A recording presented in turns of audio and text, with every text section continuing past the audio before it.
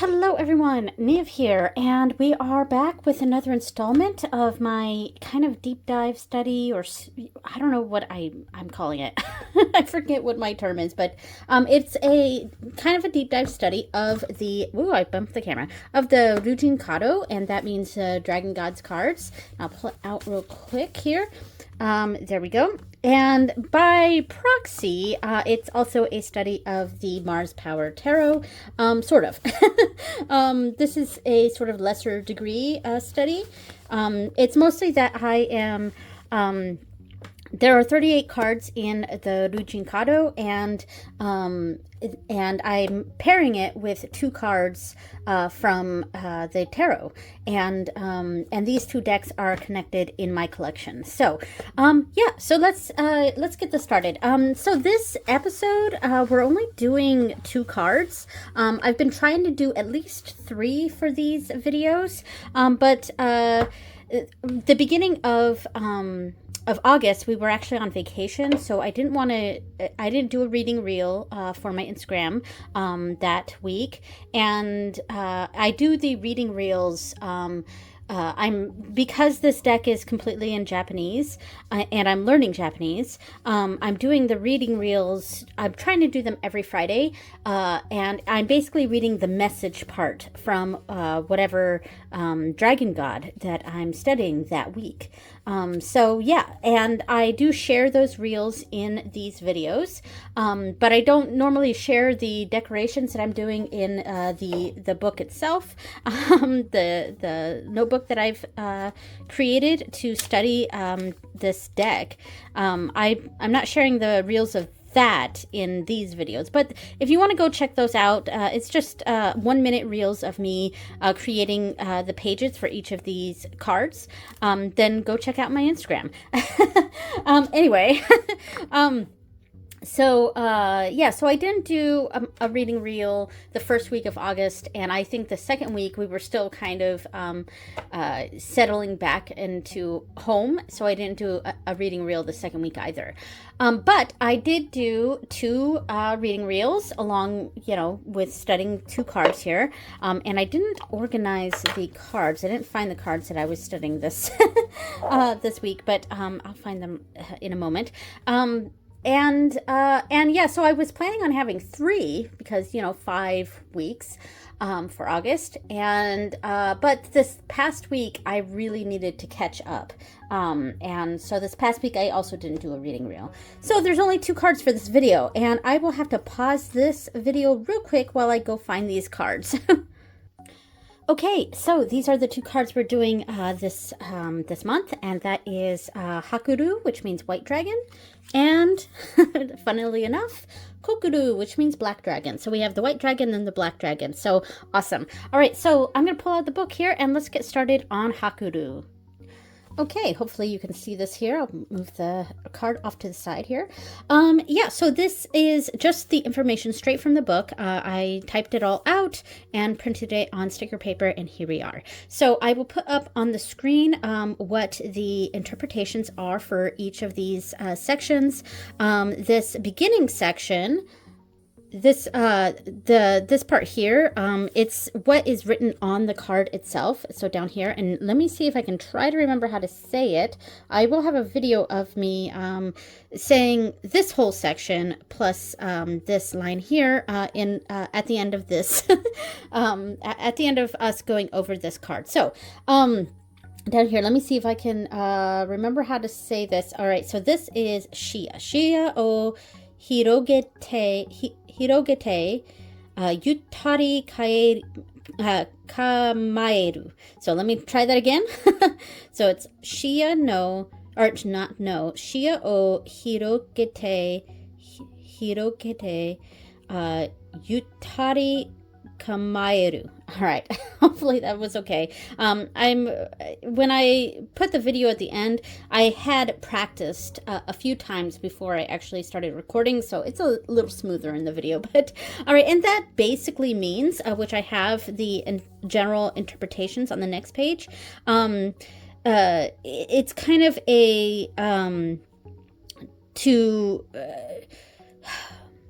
relax and spread your horizons, or spread to widen your to widen one's horizons, and yeah, to be comfortable with and I wouldn't say open spaces, but to like I'll put the interpretations on the screen, but in my mind I had a general idea of what that meant, and I'm not conveying it very well, but I have an interpretation that is probably going to be up on the screen.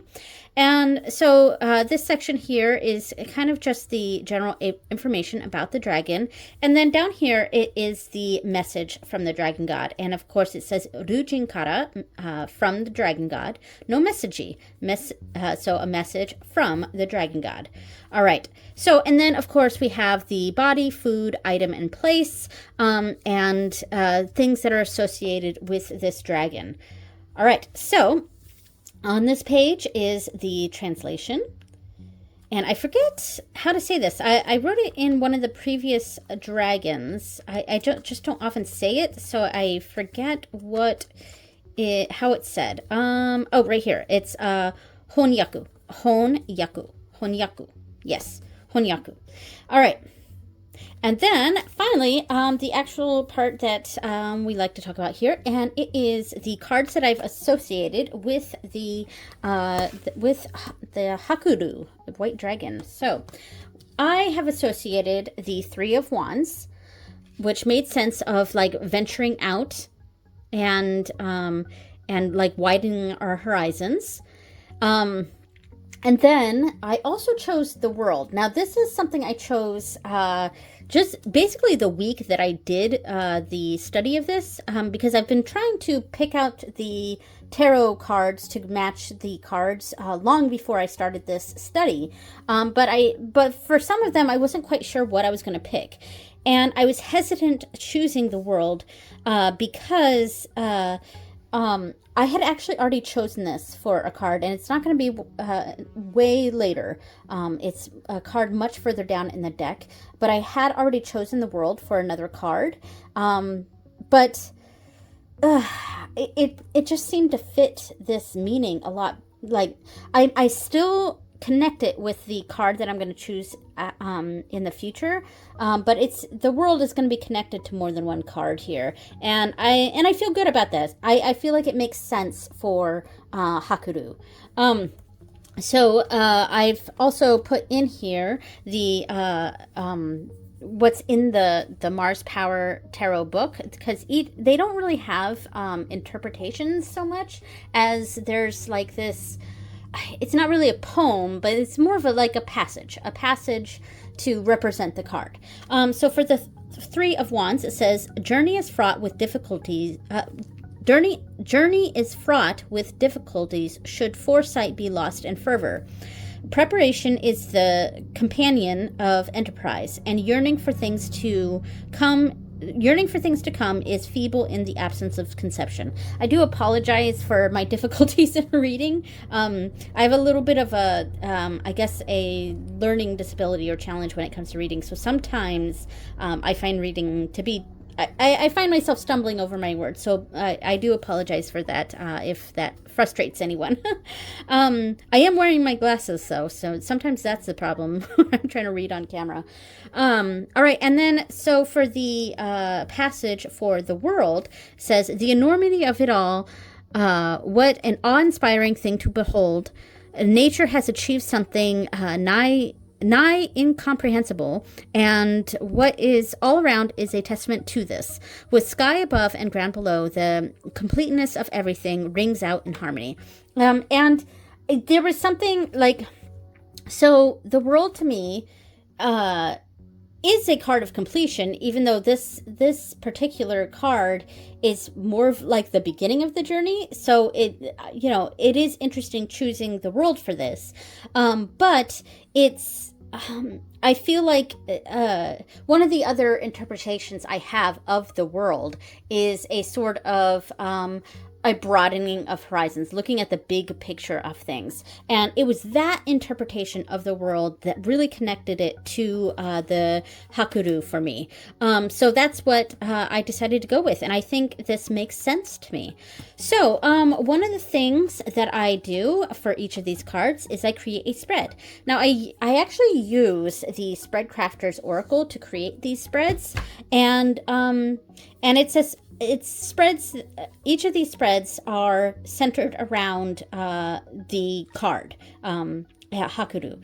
And so I have the card here, and I thought it was a good idea to create it like this, because I was sort of thinking about, the line of vision, and the keyword that I've associated with this card is horizons. So I decided to make the spread like a, like we're looking out. So we're starting with Haku, and then we have the cards here. And the first card is our intentions for this project or intention that we're going out. We're kind of stating this attention. What do you aim to achieve? What are you committing to carrying out? And then the next card is potential. What potential can you tap into to achieve your goal? Then we have here, and this is sort of the conflict card or the challenge card, sort of, but this spread is actually fairly positive for the pretty much all the cards here lean on the positive side. So this is the challenge card, but it's more of a, if you project out the obstacles into the horizon, what do you see? So if we're thinking about, if we're intentionally thinking about what problems could arise from this, what is it that we're seeing? So yeah, that was my intention for projection. Then 4 is motivation. So we've laid our intention. We see the potential. We see the problems that could arise.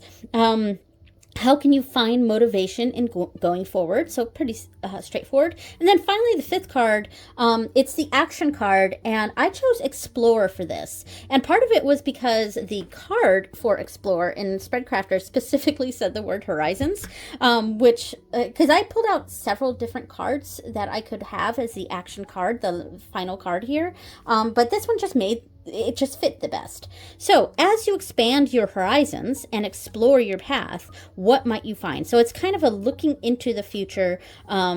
We've seen, we've defined what the intention is. We've seen the potential. We've seen we've projected what problems might arise. We've found our motivation, and now it's the action of going forth and seeing what we might find in that future. So, with that said, let me move these to the side, and I will pull out the Mars Power Tarot here.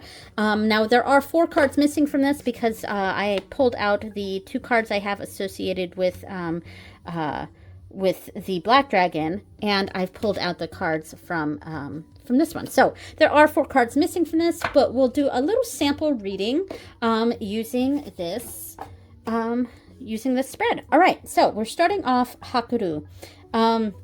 So a broadening of our horizons. So let's see. And this is a sample reading, but of course with these sample readings, if it's something that resonates with you, please take that, and hopefully it helps you out. I have also done these where I'm trying to do a general reading for the collective, but it ends up being so specific to me, and that happens sometimes too, But all right, so I'm going to shuffle these a little bit, and we'll pull some cards. All right. These cards are so slippy, the Mars Power. I do love this deck. I think the only negative I really have with this deck is it's a little difficult for me to sometimes to associate the imagery that I see on these cards with my understanding of RWS. It does so. And which is the main system I use. I hear that I think it's the Star Power that is a bit more faithful to RWS. But, I don't mind when a deck goes its own way. All right, so Intention. So what do you aim to achieve? What are you committing to carrying out? So what's our intention going forth with this? And of course, I'm kind of just doing a general reading, so hopefully this makes sense. All right, the Emperor. That's a good one. All right, I'm going to move this card down a little bit so that we can try to get as much of this as possible. All right, I'm going to move this way down. And I might have to pull out, adjust the height of this. Okay, there we go. I think this helped a little bit. You can see, some of the stuff I have on the side, but that's okay. All right, so the first card, our intention going forward with whatever this is the Emperor. And that sort of gives me the idea that, like, this is really thought out. Like, this is something that we don't want to go into this, whatever it is, we don't want to go into it like with a Fool type of energy. We don't want to go into it with, say, a King of Wands kind of, or not King, a Knight of Wands sort of energy, or a Knight of Swords. I think that's really the energy I was thinking of there. Where it's sort of half cocked and it's just like full in going on it. We want to go into this methodically, not necessarily slowly, but like methodically, and with strong intention. And I think I squeaked when I said "with" there, but sorry. So with some strong intention, and I feel like it's not frivolous. It's kind of the opposite of that. That really is what I'm getting here. Like a strong intention, like something that's going to be very stable. So that's a general idea I'm getting there. And I think if I keep riffing on that, I'm just going to go in circles and kind of say the same thing. But that is sort of the energy that I'm getting from this, and it's a seriousness. I think maybe that's the word that I was trying to collect here in my mind. And I do like this image of the Emperor. He's sort of surrounded by all this growth and stuff, but he's not really sort of paying attention to that growth, because I feel like all of this growth is a very Empress sort of vibe, where it's got a lot of that sort of creative energy and life creating and things like that. Whereas he's standing in the midst of that, but he's almost like not even paying attention to it, and he's got that cigarette in his hand, and he's really thinking of, and he's looking to the future. So this is a very thinking about the practicalities of everything. So I feel like that's a good indication of what we're experiencing here for our intention. So what potential can we achieve? Can you tap into to achieve your goal? What potential can you tap into? All right, so we'll go with this one. All right, Magician. What a good card to get here. All right, so I mean, I think whatever this is, like you've got this, like you've got what you need. You're really a sort of master of this sort of energy to me. That's what I'm getting from this. Whatever project this is, or whatever goal this is, we're coming at it very seriously, and the potential is already there. Like, we have the potential. Yeah, there's not much more I can really read into that, because I feel like that's I feel like the Emperor is a good intention card, and I feel like the Magician is a good potential card. Intention and potential. I feel like these two cards fit very well here. Yeah. So all right. So we know we're serious about this, and we know we have what we need. We have the potential. So let's project potential obstacles. What are the obstacles that may arise? Like, if we project that horizon, what obstacles are we seeing in that frame here? All right, let's go with this card. All right, we have the Queen of Swords. All right. Let me move this up a little bit here, so that we can try to get everything in frame. All right, as much as possible. So the Queen of Swords, to me, is very truthful. That's a good word for the Queen of Swords. Like, she's cutting through the bullshit, and I wonder, because this is the potential obstacle, I wonder if we're sort of concerned about coming across someone or a certain attitude of this. Yeah, maybe. All right, let me reframe here. Maybe one of the obstacles we might come across is taking this a little too seriously. Yeah, and not. Yeah, that's where I'm going with this. So the Emperor here is surrounded by all of that creativity, all of that potential, really, because we have the potential. But his intention is so clear, he's very serious about it, that maybe there's an issue arising where we're just taking this a little too seriously, and maybe we're finding faults when there aren't any, and that's maybe what we might see here from the Queen of Swords, finding faults when there aren't any. And that kind of makes sense for the spread in general, because the spread tends to skew a little bit on the positive side. It's like the beginning of a journey here.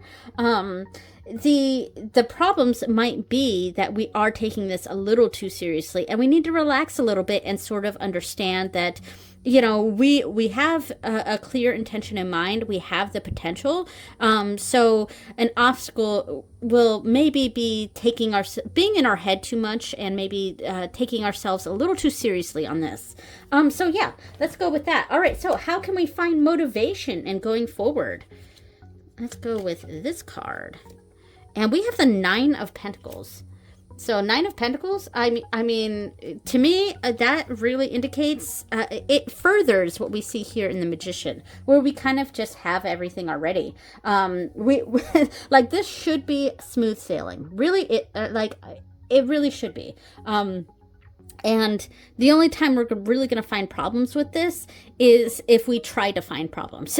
You know, like if we go out searching for problems, we're going to create problems that we didn't actually have. And the Nine of Pentacles is a card to me that is a lot about, we already kind of have that luxury. It's sort of a living in luxury and a relaxing sort of idea. And I feel like that's sort of what I'm getting from this sample reading here, is that things are going smoothly, and don't go searching for problems. All right, so final card, the action card. As you expand your horizons, and explore your path, what might you find? All right, so it's kind of a future card if we just let things go a little bit and go forth. What might we find? Wheel of Fortune. That's a good one. Things are going as smoothly as things are just going to progress. You know, I don't know. This reading was so straightforward, and it was almost like, yeah, everything's cool. Yeah, you're coming in this with a serious mind. You have what you need, which is something we see here again with the Nine of Pentacles. You know, the obstacles that are coming forth are things that, if you go searching for problems, you'll create problems. But what we're seeing here with the motivation is it's tapping again into that Magician energy of, you have what you need. Relax. Just, you know, it is what it is. And we see that again in the future, with the future card here, the Wheel of Fortune. Everything's going as it should be going. So yeah, pretty straightforward reading. All right. So at this point, I will go ahead and put on screen the reading reel that I did on my Instagram, and please enjoy that. Hi everyone, Niev here, and today we're going to read card number 8, and this is Haku.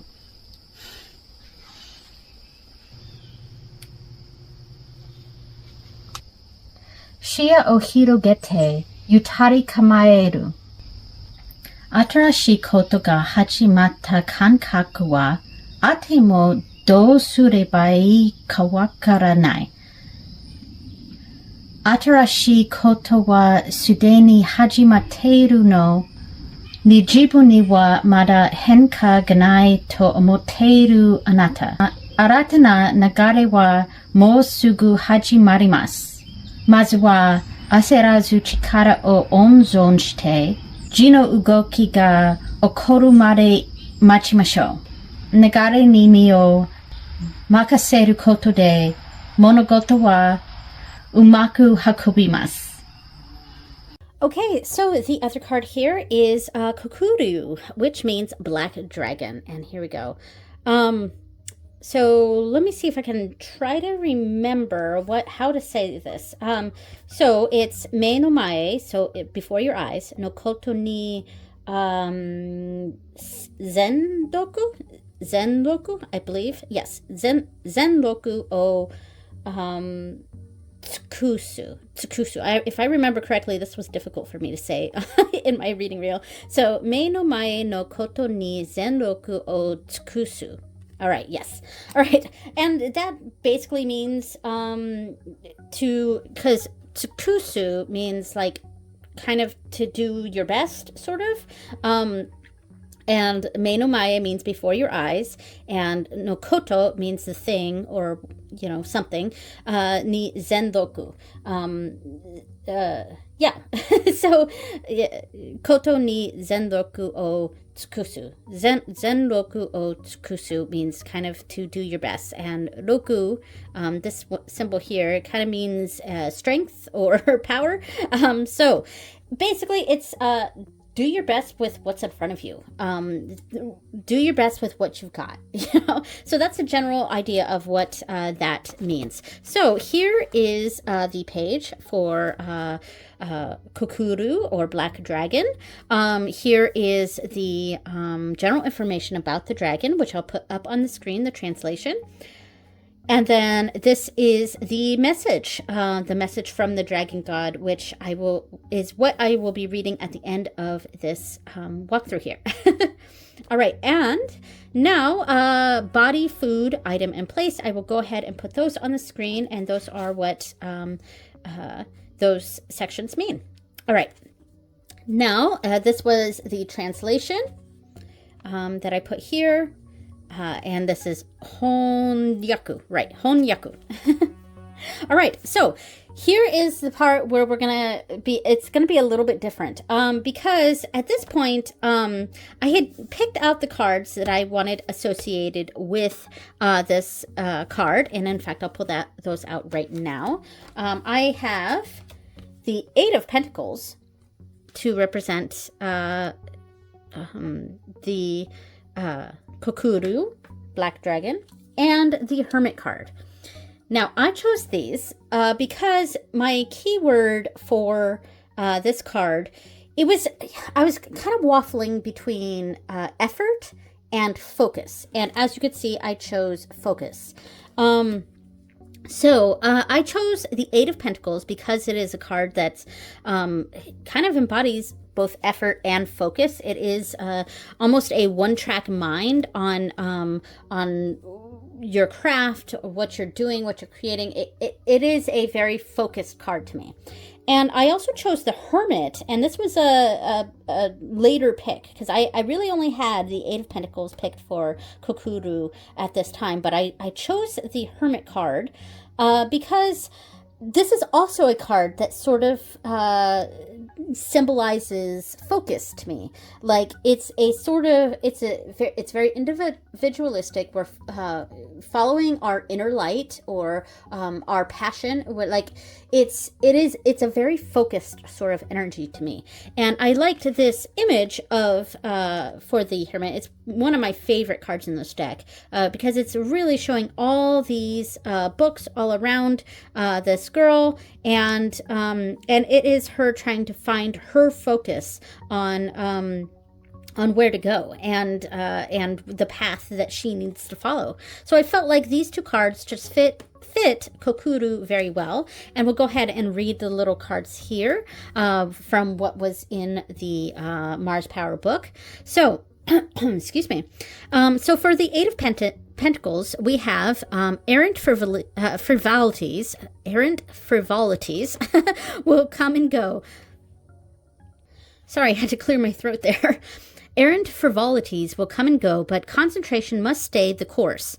Apprenticeship must walk the path with diligence and determination in hand toward the ideal that is mastery. All right, so I thought that was very fitting for a card representing focus and doing well with what's in front of you, with what you have. All right, and then for the Hermit, we have wherever there is heart and soul sitting, wherever there is heart and soul sitting beside themselves is a cloister. Here lies a reflecting pool that reveals the essence of the onlooker. Aloneness is a lovesome thing. So it's kind of taking this on alone, or like narrowing things down to a focus. So yeah, that was the general idea of this setup. Now, as you can see, I don't actually have a spread here yet. So, and this was actually why I decided to take another week off from doing reading reels and studying. I really needed to catch up. So, let's figure out what we want to do for this. So, I have my little stickers for the cards here to put in my book, and I also made stickers of the Ryuu card right there. I like those. And let's open up the spread crafters. Now this section here, it's all of the focus area cards here. I know focus was the key word for this card, but I took these out because these to me are more about they're not really spread positions. It's more the spread name. So I took those out. And these are also the cards from the last two-ish reading or cards that I've done here. So I keep those out too. I do a few cards before I bring in the old ones. I don't know if I'm making any sense at all. Like I'm making sense in my head, but what I'm saying isn't exactly being conveyed well, but anyway. All right, so I have these left over, and they are separated by the groupings. So I have the secret cards, I have the success cards, etc. So I'm gonna separate these sections here, and we're just gonna kind of go through and see what makes sense. Okay, I got all the sections out here. So we have the secret cards, the success cards, boundary, expansion, shadow work, light work, and processing. So this card is all about focus. So I'm thinking I kind of want to do either 3 or 4 cards for this reading. I don't want to do a 5-card reading. I really want to bring this to 3 or 4, and I'm thinking 3. So, let's see. Because this is a focus, I feel like we should pick something that's a negative card, so like a challenge card sort of energy here. None of those really felt good for me. So karma, limiting beliefs, that could actually be okay. Limiting beliefs, because but I feel like this spread is about having too many beliefs. So ego, sabotage, fear could be good. Shame, responsibility could be good. Repression, what's being pushed down? I don't know. Victimhood, problematic behavior, none of those are good for this. Separation, subconscious. Subconscious could be good. Triggers and excuse. No. All right. So these 3 are potentials for the challenge card. Either fear, responsibilities, or subconscious. All right. Whoops, sorry, I bumped the camera. All right. And reframe could be good. Reframe or define. Define would be good because that's a bit more of a focus card. Let's see. Expression is good for the first card. Let's see. Opinion, behavior, relationship, worldview. What your point of view, your perspective, your opinions, and the attitude. You can also dive deeper and use this card to explore your core values, ingrained beliefs, childhood conditions. That one could be good for like the beginning card. Worldview, responsibility, and define. Maybe. I am liking worldview though, so I'm gonna pull that one out. Just putting these away. So these, all right, these 4 I'm considering. and also that one. All right, so adjust, lead, guide, practice, commit. Commit's a good one because that's a kind of a focus card. Support, solve, conquer, innovate, navigate. Navigate could be good too. And I'm also sort of thinking about the cards that make or keywords that sort of connect to the two tarot cards that I feel like are associated with the Black Dragon, which was Eight of Pentacles and the Hermit. And commit and define are pretty similar in that regard. Balance, release, surrender, heal, purge, woo, hello, transcend, attract, forgive, align. Align is okay. None of those really fit for me here. So assert could be good because it could be a bit more like that. To claim, to take space, to remain honest and confident. That one's pretty good. Confront, express, honor, compromise, disengage. None of those are good for this. And these ones we already went through. All right, last pile. Self-care, self-love, luck, gratitude, purpose. Purpose. That one's might be good. Generosity, wholeness, truth, affirmation, synchronicity, trust. Trust could be good. Courage, prayer, compassion, universe. All right, so we've narrowed it. Woo, hello. These almost fell off the table. All right, we've narrowed it down to these. So I think I like worldview as the first one. So because there's, the white dragon was more about expanding our horizons and expanding, like that opening things up. Whereas the black dragon is kind of bringing that back in. So I kind of like worldview for this. Let's see. I think I'm going to say no to define and commit.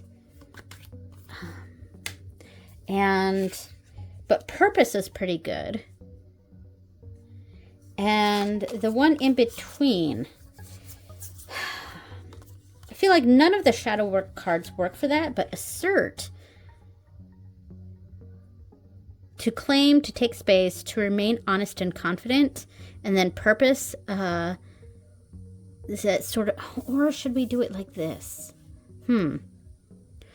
Because this one, when we end with the boundary, it's like we're making that boundary. We're really narrowing things in. So I kind of like that there. So worldview and a sort of finding our purpose and then asserting that. I think this is good. I think this is what we're going with. All right. So at this point, I'm going to film this, but I think I'm going to fast forward through it. So I'm going to go ahead and I do think I want the cards to be. We're going to do it like that. Like that's going to be the layout. It's just going to be a simple line starting with I know you can't see this, so it's out of frame, but starting with the Kokuru, Black Dragon, we have worldview, purpose, assert. All right. So let's, I'm going to fast forward through this part.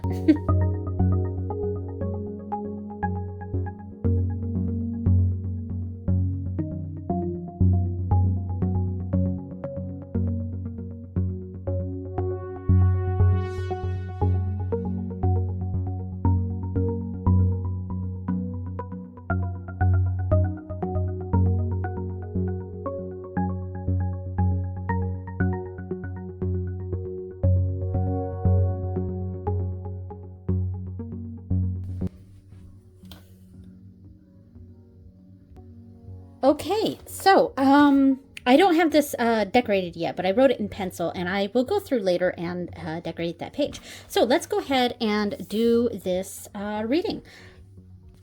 Okay, so the first card is the worldview, and I wrote in my little book here, I wrote, what is the big picture of your situation? What is that big picture? What are we looking at here? Because this is a spread that's all about defining our focus or creating a focus and focusing on what's right in front of us. the first card is the beginning of it, and it is that big picture, because the beginning of this, we are sort of, things aren't narrow. We're looking too far out right now, and so the first card is really showing that worldview. So what is the big picture of your situation? What is the big picture of your situation? We'll go with this card.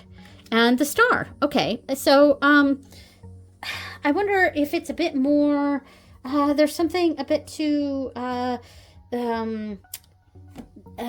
sort of destined sort of ideal. Maybe it's a bit too pie in the sky, or a bit too, too many wishes was one way I might look at this. But you know what? Let me go ahead and do the next card. Maybe it'll help give me a little bit more context here. Yeah, because yeah, it's a little too out in space. I mean, this is the star here. It's I'm trying to look at the imagery here. What does this say down here in this? It says pulp bitchin'. That's what that says. All right. Yeah. It's a little too almost flowery, a little too out in space and maybe not grounded. So there's a lot of the bigger picture, or the, you know, when we're that expanded view is we're not being here in the present. We're not being here right now. We're sort of just kind of looking out into the universe, and that's sort of the energy I'm getting from the star here. So purpose. How can you define your purpose here? How can you define? How can we bring this a little bit back down to earth, out of the stars and a little back down to earth? All right. So the Three of Pentacles, what a practical card here. So I see this as something that's a bit more teamworky, because I feel like this is a sort of, it's almost individualistic. It's like like going out and doing everything like on one's own, and sort of it's not really on, because that's a bit more hermity, which is but I mean, that is what we get from this card. Maybe I'm having some ideas in my head, and seeing if I can convey the thoughts that I'm having that are kind of swirling around here. But then, like, because again, I was saying, like, this one it's very spacey, very, you know, out there, or it's very, what am I thinking of? Anyway, and you know, as we define this purpose here, it's not necessarily even your purpose. It's sort of, what is the purpose of this? Like, maybe we're getting a little too wishy-washy. Maybe it's a little bit of that Seven of Cups sort of energy that I'm sort of seeing with the star here. Sometimes I get a card, I pull out a card, and I start thinking about other cards in the deck. You know what I mean? And that's kind of what I'm getting from the energy of the star here. And then bringing it back down to earth, we got to kind of remember that we're part of a team here, and your goal, your purpose here is to be part of this team. And we can't always be the star of everything, but we got to appreciate the team that we're a part of right now. Yeah, and that we're part of something. We're not off, you know, doing things all on our own here, or being the star of everything, but we are, and it's okay sometimes to not be the star of things. Sometimes it's, the purpose is to be part of that team. So that's, things are starting to come together here for this reading for me. All right, so how can we or you assert yourself and narrow the focus? How can we narrow the focus here and assert ourselves in this situation? I have the Three of Swords. Oh, okay. Oh, interesting. Wow. Okay. What an interesting card to get for this position. Yeah, it's funny because with the last reading, I felt like every card sort of fit exactly what the reading was about. And then, like, we didn't get any wild card kind of cards, you know. And then in this reading, these two made sense, especially together, they make sense. And then we get this wild card card. Yeah, so the Three of Swords to me is kind of, you know, a lot of people sort of see it as like a heartbreak card, whereas I sort of see it like a disconnect between heart and mind. A disconnect between what your heart wants and what your brain wants, you know, and that's sort of how I see the Three of Swords. It's just the heart and the mind are not in alignment here. So, ooh, hello. With it being the assert card and how to focus our energy here, I see that as accepting that what we want isn't exactly what we need right now, or what our heart wants, the star energy, is not exactly what our head is telling us, and we have to kind of come to an acceptance of that. And once we come to that acceptance that we are not always going to be the star of this, we can't always be the center of attention. Not that that's necessarily something you want here, but it was sort of. I sort of find like the way we're asserting ourselves here is by taking that step back and to not be the star of that, to be the team member, and what the head is winning out on this situation here. And yeah, I think that's what I'm seeing here with this reading. Kokuru, the Black Dragon, is about finding that focus. And with this, we've kind of had some lofty goals with some lofty, self-important even sort of goals here. And we've got to bring ourselves back down to earth here, find our focus, narrow our focus, and understand that we're not going to always get what we want here, and we're part of a team. I think this is the key card in this reading here. All right, so at this point, I will go ahead and put the reel of me reading this card at the end of this, and there we go. Hi everyone, Nia here. Let's read card number 9, and this is Koku.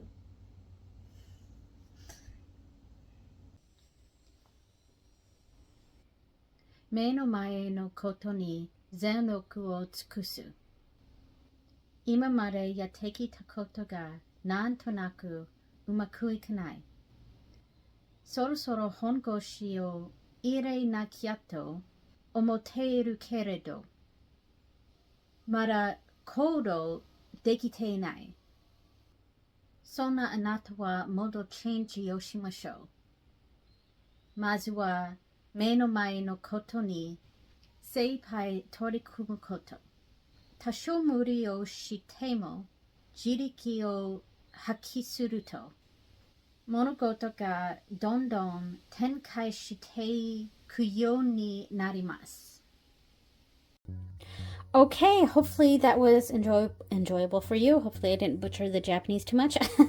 All right, so that was this month's walkthrough of the Ryuu Kado, and we did card number 8 and card number 9, which was Haku or White Dragon, and Koku, which is Black Dragon. And there we go. Thank you so much for watching, everyone, and I will see you next time. Bye!